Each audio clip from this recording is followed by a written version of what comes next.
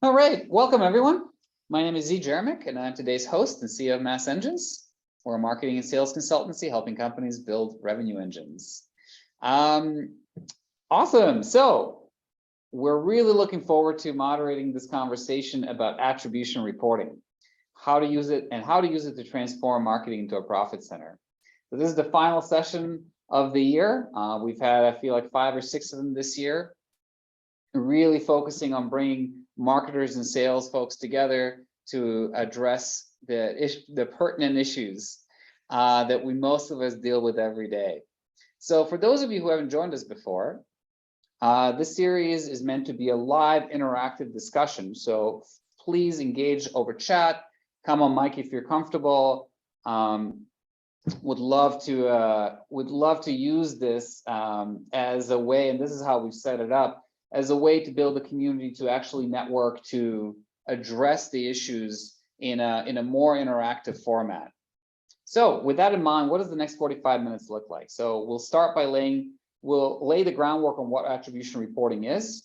We'll move into a discussion about build versus buy, and then we'll spend some time answering questions and engaging everyone, as well as chatting through a 3-step approach on how you can actually approach implementation. So we'll answer your questions throughout the forum. Feel free to put them into the chat, and we'll bring them into the conversation. So now on to our guest speaker. Joining me today for this conversation is Nic Zangre, VP of Customer Success and Revenue Operations at CaliberMind. Nic is focused on helping customers drive innovation and revenue accountability for their organizations. Nic and I go way back, so about 15 years ago, during the early days of marketing automation and Eloqua. There were much fewer solutions in the market, and I'm really glad to have lots of evolution over the last 15 years. So really stoked to be regrouping and chatting with Nic today. Thanks, Zee. Yeah, I don't know if attribution was even a thing back when we got going, but it's like all about, wow, I can send out automated email, and now it's been really impressive to see the industry evolve. It's been explosive, right? Fantastic. So let's get down to business. But before we do, just a few quick housekeeping items. So please stay muted unless called upon, just to kind of keep the background noise down. If you have a comment or question, please type in the chat. Any tech difficulties, you can direct message Emily Paola. She's our technical administrator. And then all resources and the recording of the conversation will be shared afterwards. So there's no concerns about follow-ups. Awesome. So we're going to be talking about attribution reporting and how to use it to connect marketing to revenue and make smarter investment decisions. So I think part of this is we're going to cover software-driven attribution, which can have, which it can essentially provide a ready-made attribution system versus, so that's more like, let's say, the buy versus the build. What can you do today with the systems that you have? So before we get into it, though, I'd love to hear from you and get a pulse on the audience and kind of where is everybody at when it comes to attribution. So in just a second, you'll see a question pop up on your screen, really all about how are you handling attribution reporting today. So perhaps you're not yet, perhaps there's some some spreadsheet action going on, or perhaps you're using Salesforce, or you have actually a more sophisticated BI or attribution solution already in place. So let's see, we're going to give everyone a few minutes, not a few minutes, but there we go. All right, awesome. So we have the result. Okay, this is really good. So it sounds like there's already, most of the audience here is already using attribution in one way or another. So we have about 2/3 of the audience has essentially basic attribution with single touch, usually out of Salesforce or another system. And then there's actually 1/3 of the audience already has a BI or an attribution solution. So yeah, very good. So Nic, I think this sets us up quite well. We can probably gloss over some of the higher level and really get into the nitty gritty. It seems to me certainly the audience is going to be ready for that. Everyone's going to be ready for that. So awesome. Yeah, when you think of crawl, walk, run, they're kind of in between the crawl and walk, and some of them are already running. So that's talking about some of the fun stuff. Yeah, it's amazing. This is now the conversation. This conversation can get much deeper faster, and therefore more fun. So awesome. So let's start. Let's kind of. I still think it's helpful just to make sure everyone's on the same level. Let's kind of do some little bit of 101, and I'd love to get your thoughts, Nick, on like quick overview. What would you say? What is attribution reporting? Why does it matter? And how can it actually help businesses? Yeah, so put simply, it's the ability to measure marketing's impact on pipeline and revenue. So attribution came about, you might have heard, when, I spend, I know 50% of my marketing is working, but I don't know which 50%.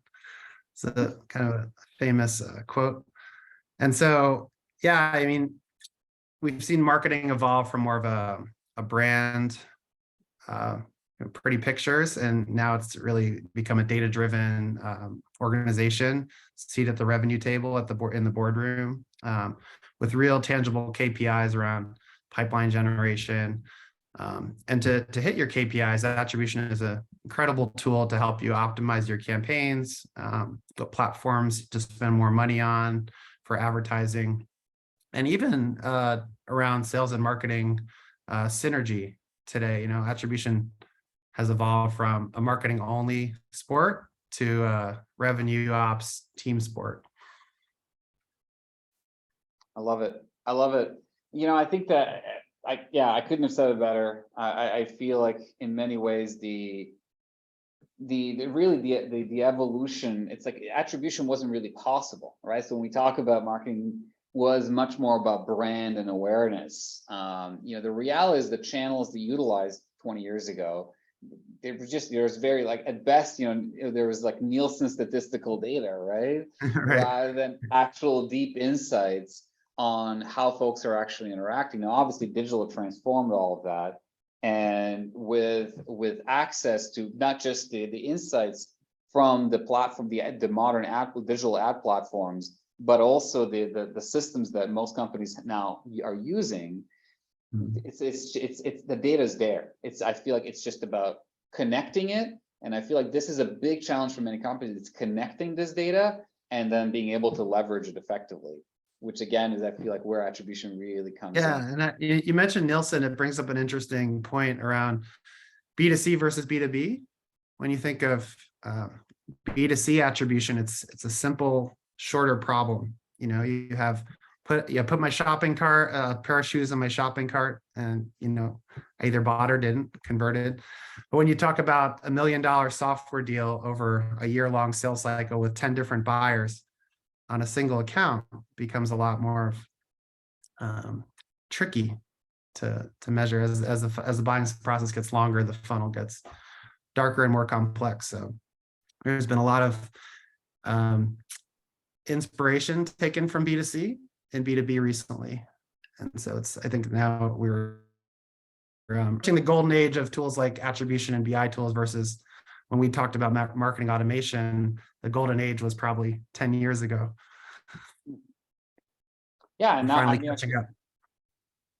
Yeah, it's evolving, right? I mean, I actually, and this is maybe a good segue to really talk a little bit about because I feel like you just kind of touched on it around the evolution of attribution software, right? So you go back 10 years ago, I mean, both marketing automation and even sales automation, kind of the next generation CRM, which basically Salesforce.com has single-handedly evolved.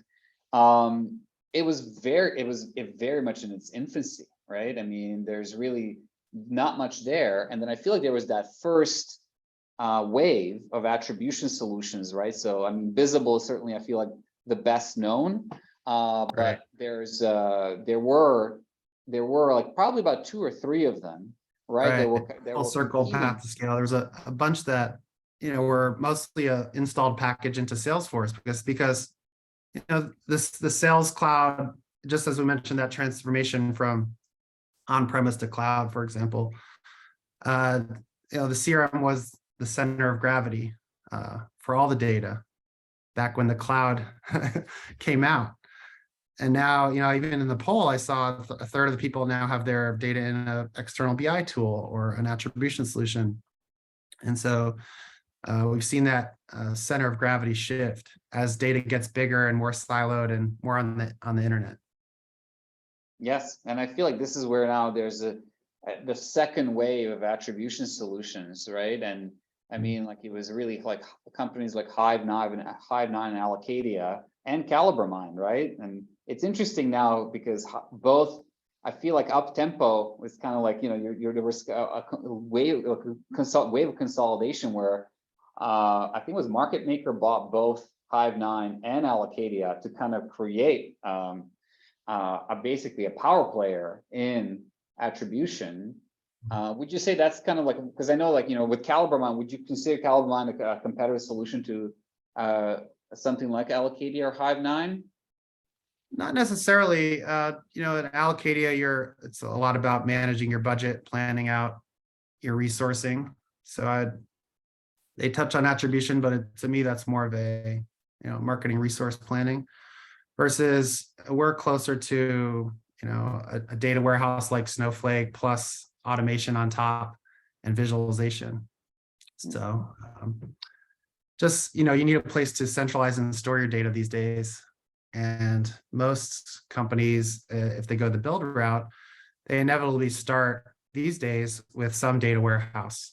I have Redshift, I have Snowflake, I have Google BigQuery.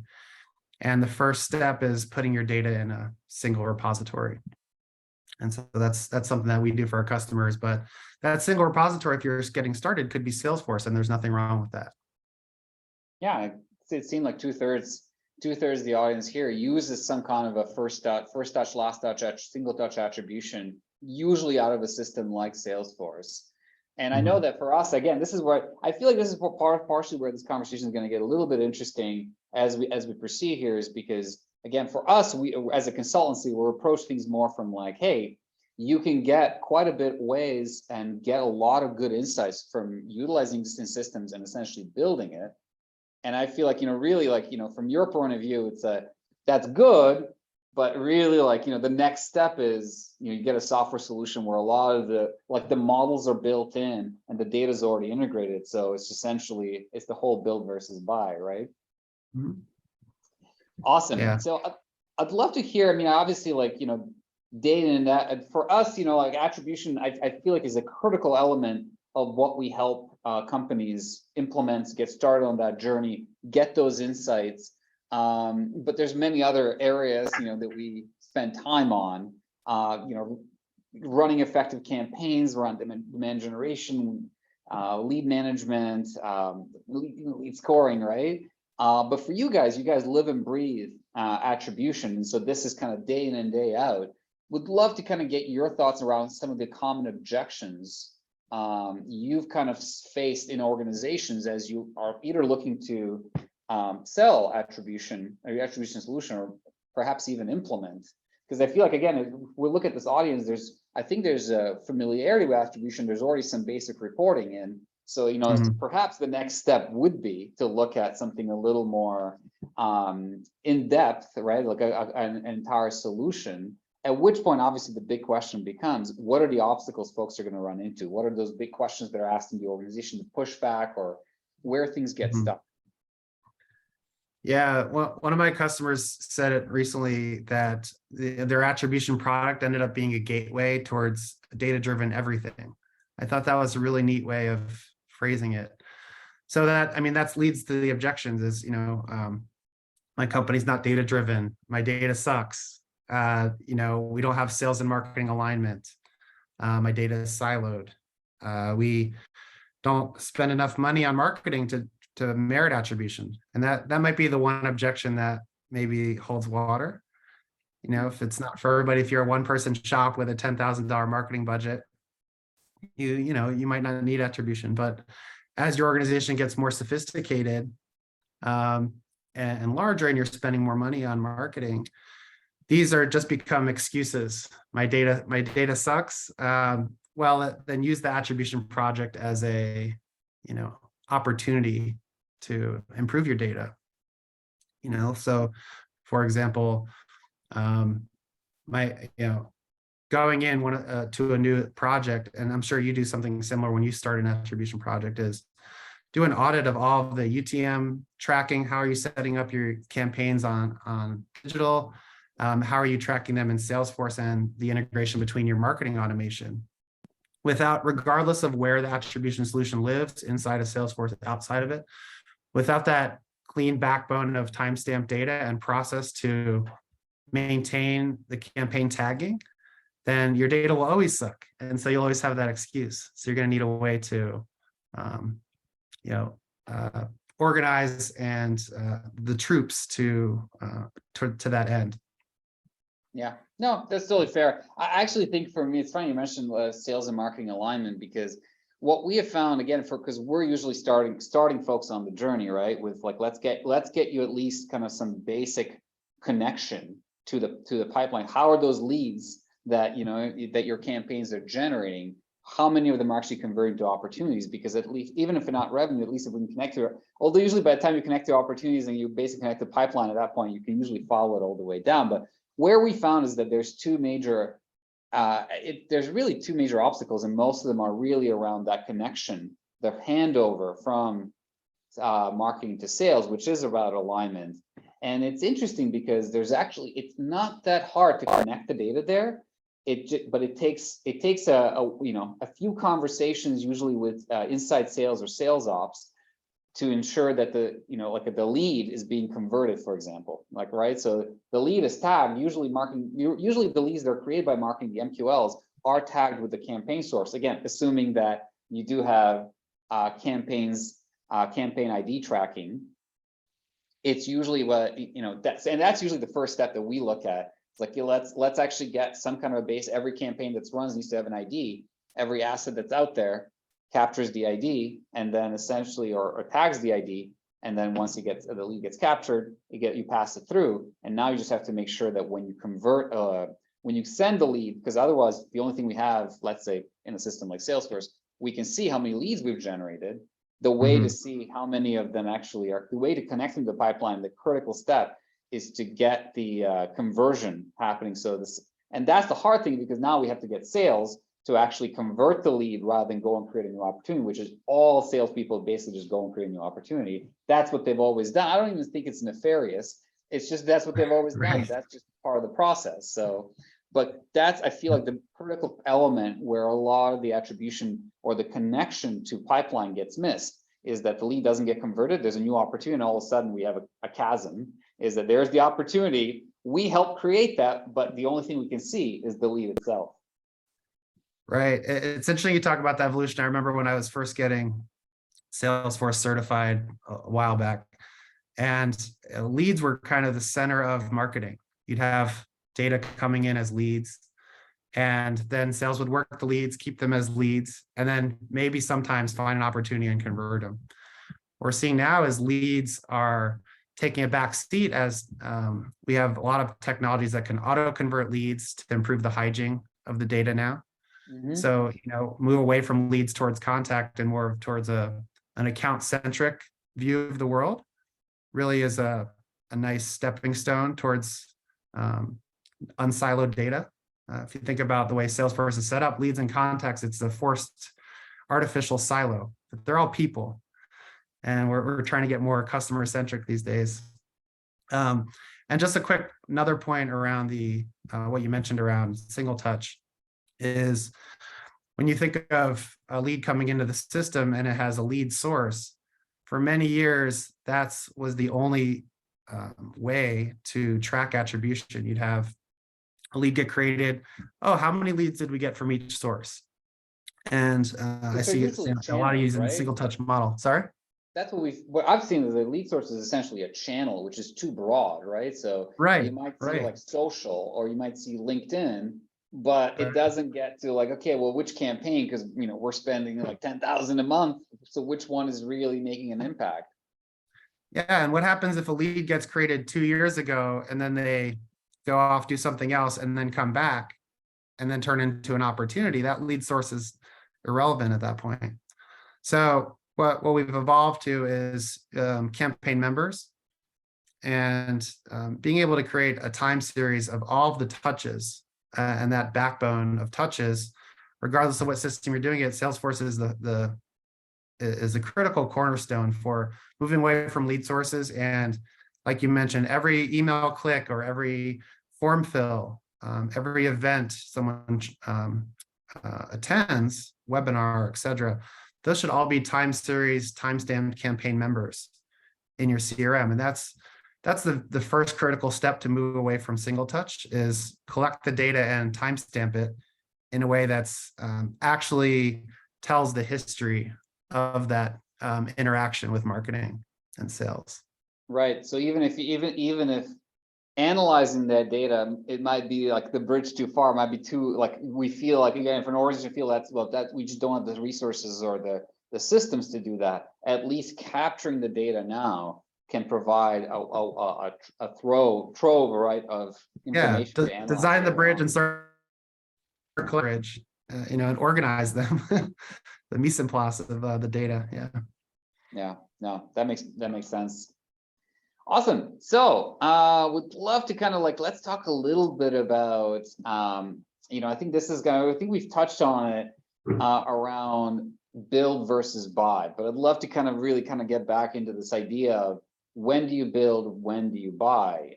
Again, in my humble opinion, the journey is, to get to that ideal attribution. There are a number of challenges. I think you even mentioned them, right? Around, hey, we don't have the data, or like we don't have the marketing and sales line, right? And what ends up happening in organizations, what we've seen this happen, is that you get a maverick, and I've no doubt there's a number of folks on the here today that they're a little bit of a maverick in their organization, right? They're curious, they're interested, like, that's one of the reasons they're probably here, right? Like, what more can I learn? And so what happens, you get someone who gets it, who wants to move the organization in that direction. However, there's that wall, right, of like, hey, all the obstacles, and because attribution crosses, to set up effective attribution, you have to cross multiple teams and multiple systems, which is where I feel like the fundamental challenges become for any single maverick, or even like a sub department, right? Within like a field marketing might think it's really important, but if they can't get marketing ops or sales or insights, or sales ops or inside sales, or demand gen on board, now all of a sudden they're kind of fighting that battle a little bit on their own. So I've usually kind of approached it from the perspective, let's get you something, right? Let's kind of, hey, let's make sure that at least you can run a pilot, maybe even in, like, again, let's say with field marketing, you run a pilot where you have campaign IDs, and you have for what you're doing, let's say the next quarter or the next few big campaigns, and we show, like, we actually make sure that it's tracked through and it's captured, right? So associate to the lead, if it's, and if we can get it connected, at least for those, maybe you get inside sales just for this campaign, we want to make sure we're converting, right? So you kind of get a little bit of a demonstration of the path to get that connection to pipeline. So all of a sudden you can start looking at, hey, we spent $100,000 or $1 million to be at a specific trade show. It's no longer a story we had great conversations or so many people stopped by and got our tchotchkes.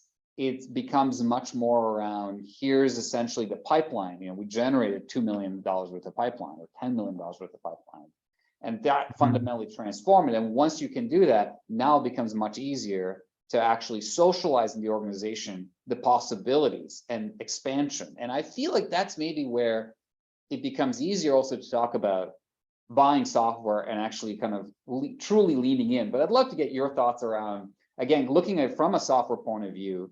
Do you feel, have you seen companies be more successful when they take that interim step? Or have you actually found, like, there's companies that, there's Converse folks are totally in and they're like, no, we just want to jump straight in? Or are most companies that go with you and buy, like, let's say a software solution, they already have something in place and so they're just looking to upgrade? Yeah, great question. And it's a question near and dear to my heart, because I've been that maverick in many organizations. And I've, at times failed projects without the proper alignment. as well. So being a maverick only gets you so far without some type of executive or cross-functional sponsorship. But it's also critical to be a maverick to generate some of these ideas or pilots, lower risk initiatives to help sell your idea internally. So I think there's probably two or three ways an attribution project starts. One is you have executive buy-in. You have a new CMO comes in that has used attribution in the past, and it's kind of this top-down strategy.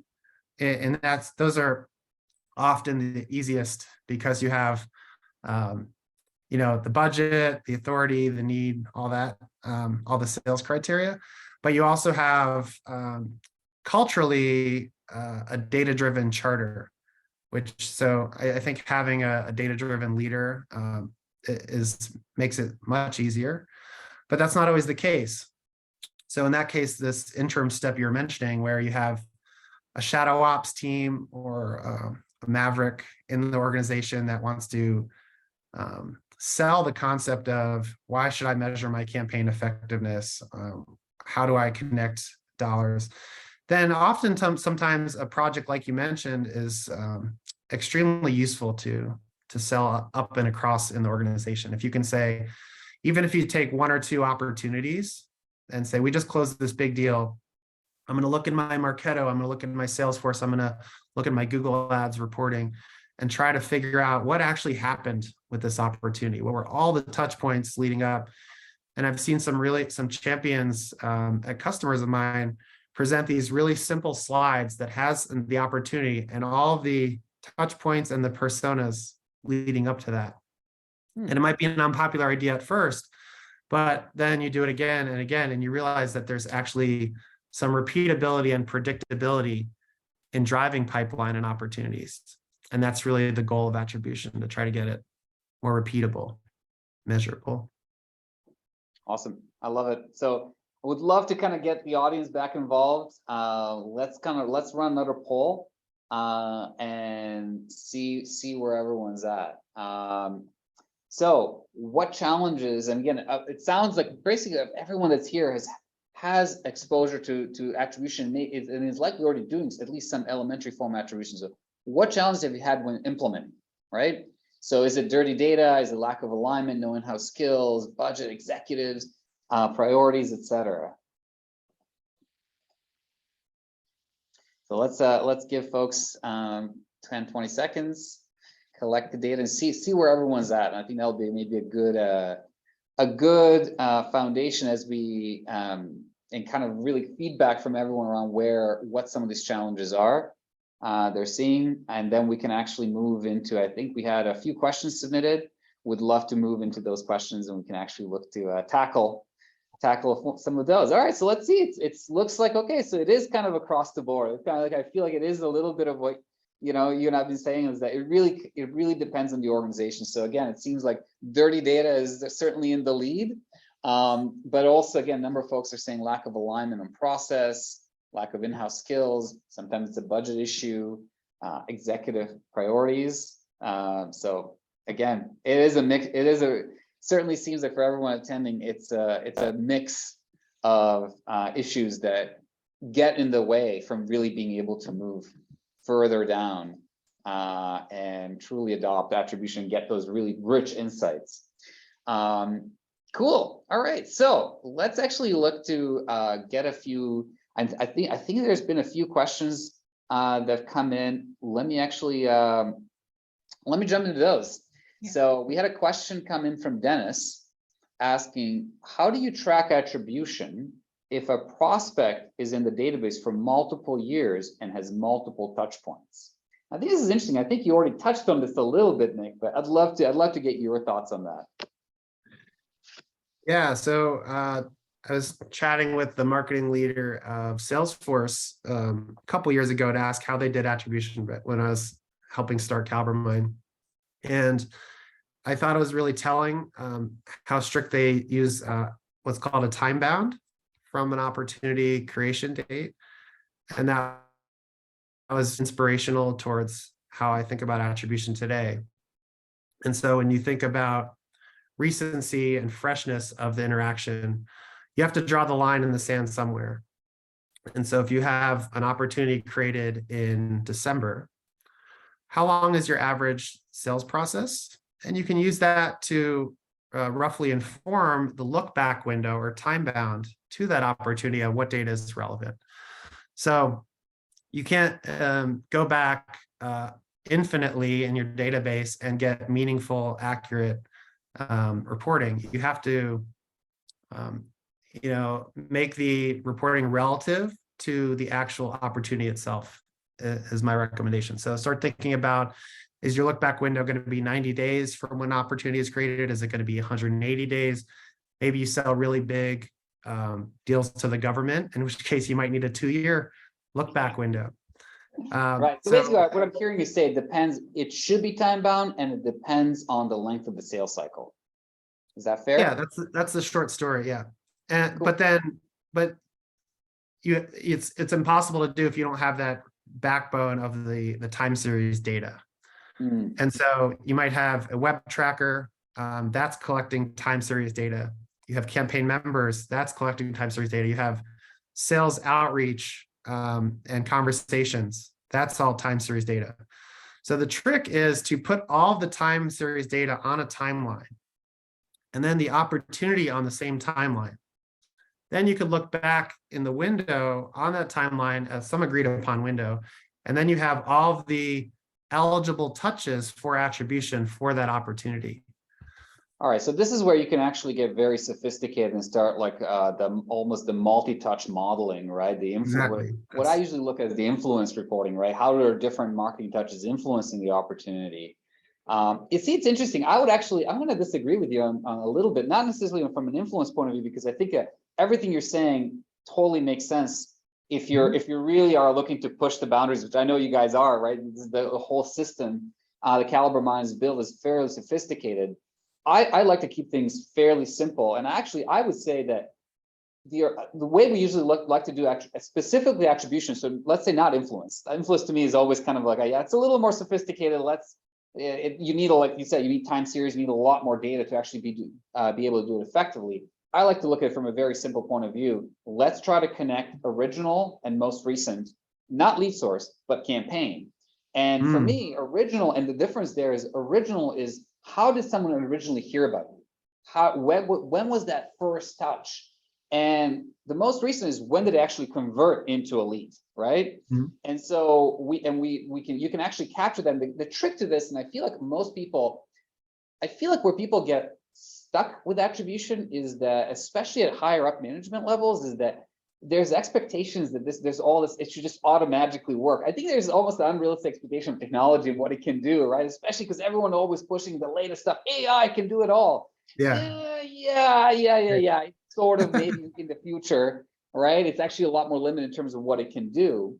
So, but if you keep it simple and you look at it from the perspective of, you tag, and again, tag on you can implement a very simple JavaScript. Literally, there's like 10-20 lines, so that when someone lands on your site, you capture their ID, for that campaign ID, even if they don't submit a form. Because the reality is that the first time someone interacts with you, they're not going to submit a form, and they're probably just going to look at your website and be like, interesting, and they're going to go away. And then they might submit a form a few months or maybe even a year later. But I think it's still relevant. When did they first hear about you? Because that campaign helped drive that first awareness. And then the conversion becomes much more hot. When did they become a lead? When did they raise their hand? When did they really start engaging? And now we have 2 touch points. And again, we can't do this. There's a simplicity to this. We can't do the influence reporting because the reality is, I think most marketers know this. Influence is actually very important because there are campaigns that only influence, that are not necessarily sourcing, and they're critical. And if you don't have that, you could actually cut important campaigns if you're just looking at first and last. But I do think first and last becomes an interesting point of view. And I personally don't like to bound the original. It's how did they first hear about us? Even if it was 3 years ago, that's when they first heard about us. And again, it took 7, 10, 20 touches for it to become relevant to them. But I actually do like to capture both and not time bound. But I totally hear you. There isn't the other argument. I don't think that's wrong.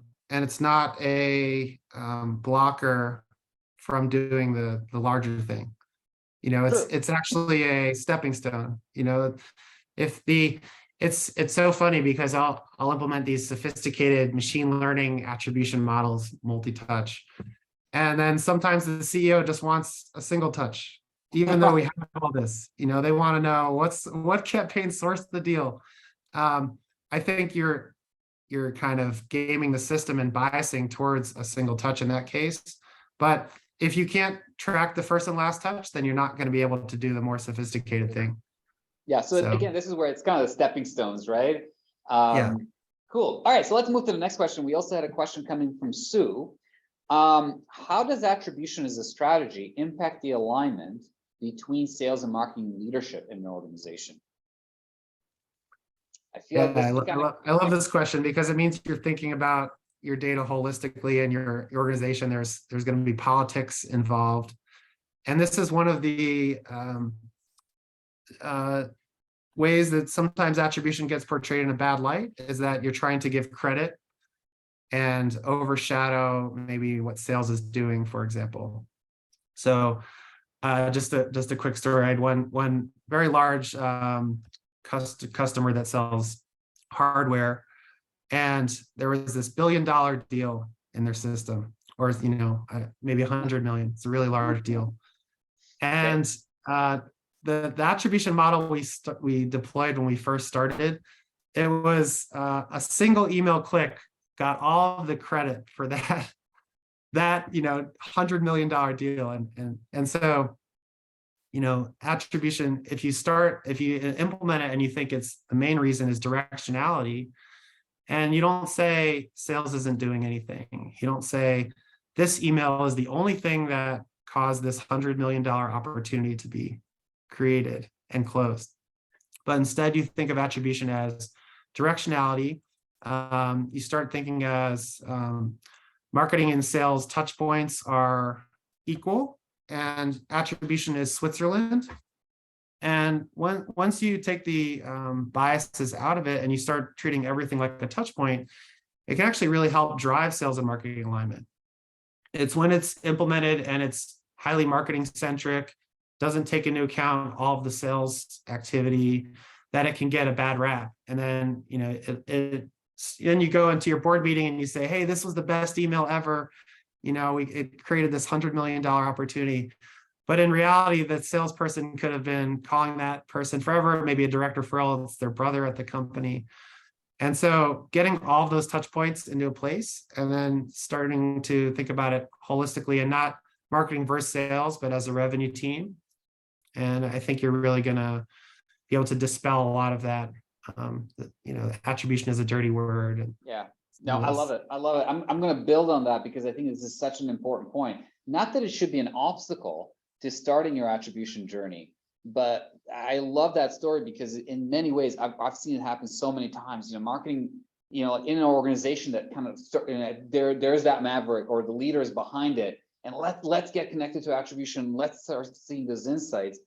And if it's never socialized outside of marketing, right, with even a single sales leader, or even again in a single division or a single team, what ends up happening is, again, marketing develops this rich insights around, hey, here's what's driving deals, and how marketing is contributing. And all it takes, you come into one meeting and where there's sales, and at some point you're going to have to socialize it in a room with sales folks as well. And all it takes is one sales rep goes, that's an interesting number, right? It could be 100 million, or it could just be a series of deals. And like, what are some of those accounts? And of course, it's hard to say, well, let's not talk about that. So you kind of bring up the account and like, yeah, those two accounts my team has been working on for the last like 2 years, right? Or we have connections with I know that one account, that was a direct referral to me.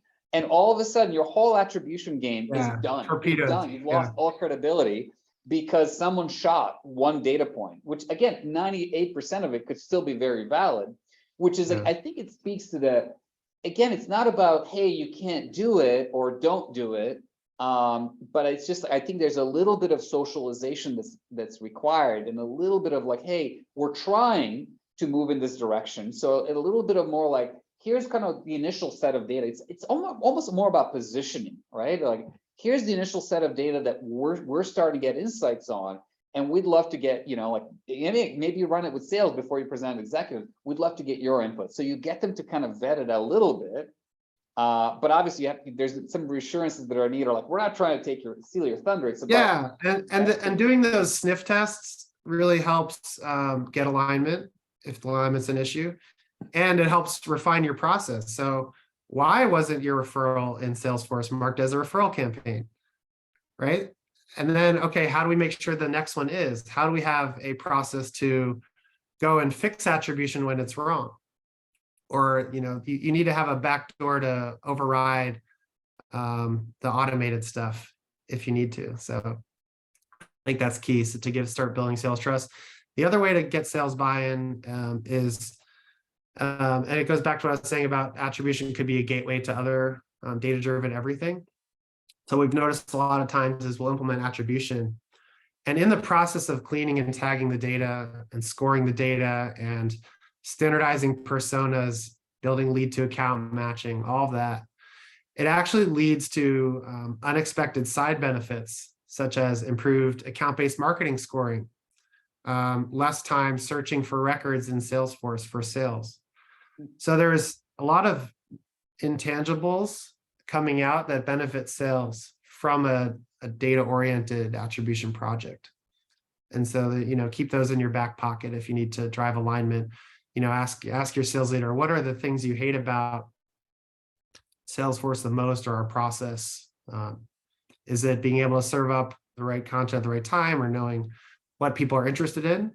Well, attribution is actually a tool that will help you know what content a certain organization is reading about, so you know what product to sell them.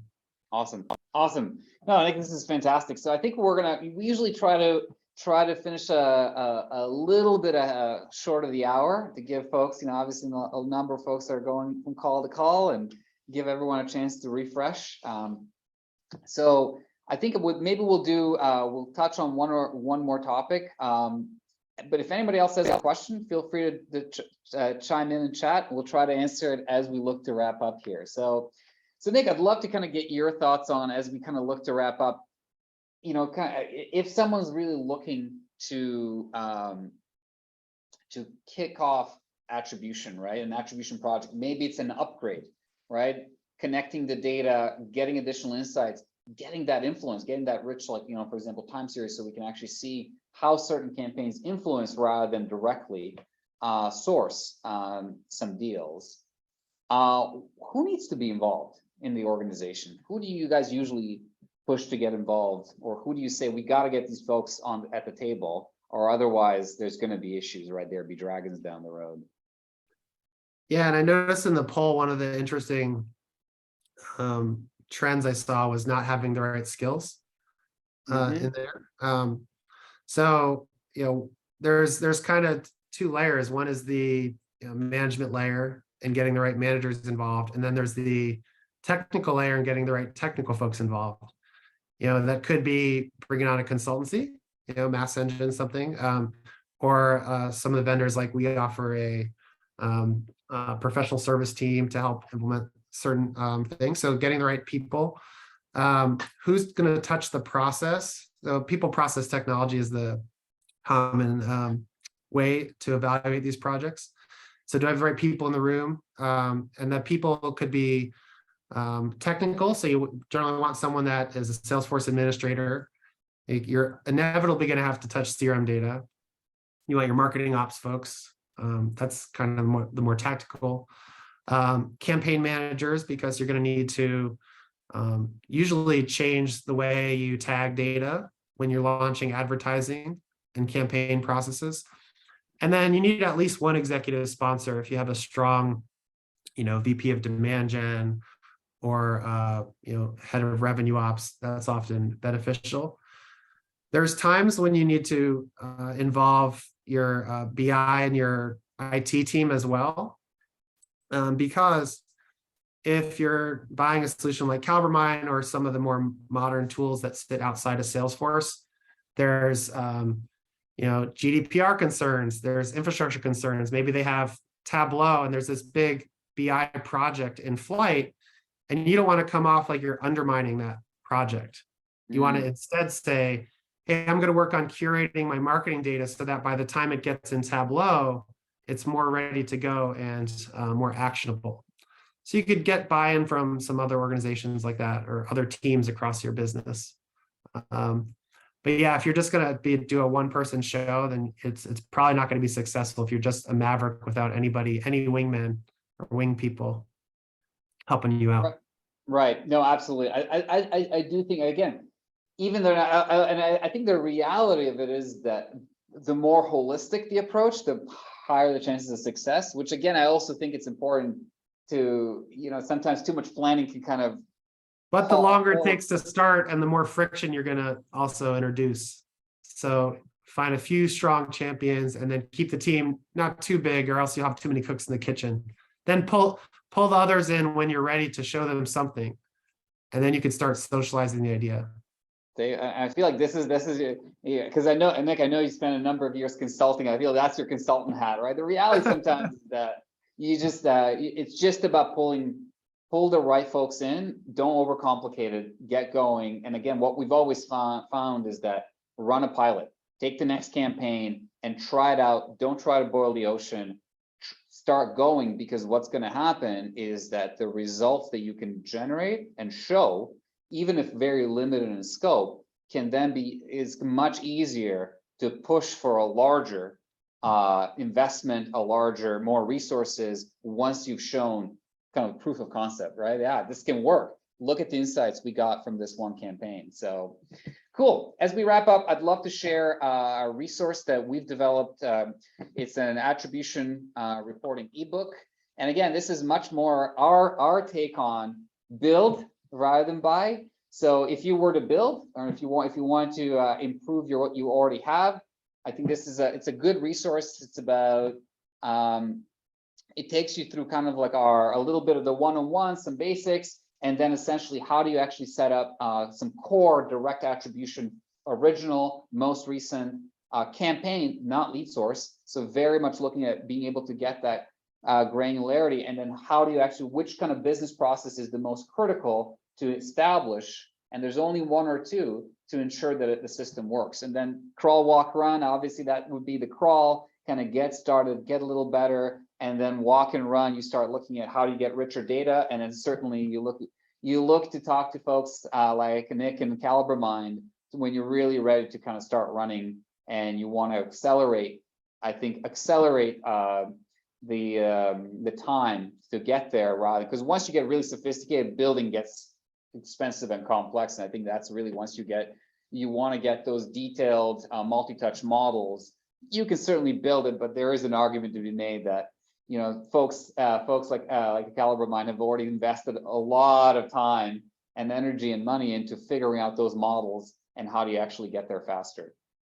Yeah, thanks, Zee. And the building doesn't stop. Even if you're running, you're still building campaigns and tagging them the right process. You're building new integrations, new channels you're integrating. So the building never really stops. Just maybe the engine changes over time. I love it. I love it. It's a continuous process. I think that's important to recognize. It's a continuous process. Again, everyone pretty much here has already started on this journey. So just recognize there's no particular end. As much as I feel like, especially for me, I love to just check that box and say it's done. The reality of it is it never really is, because it's just, I feel like this is, I feel like the part of the joy of marketing is that it's constantly evolving, right? So you always have to stay one step ahead. Anyways, again, we want to make sure we have 10 minutes left till the end of the hour. We want to wrap up the session slowly. Nick, thank you so much for taking the time to share, obviously, your perspective, your deep insights around attribution with everyone here. I really appreciate taking the time. Thank you, Zee. It was my pleasure. Enjoyed it. Awesome. So everyone, thanks so much for joining. We hope that you found it useful. We hope you learned a few things, got a new perspective. Would love it if you can take a satisfaction poll before you leave. Just provide rating. We're constantly looking to improve these forums and conversations. So we'd love to know what worked, what didn't work. Give us some input, and we'll certainly look to evolve as we move forward. So again, thank you everyone for joining us. Have a fantastic rest of your day, and we'll be in touch.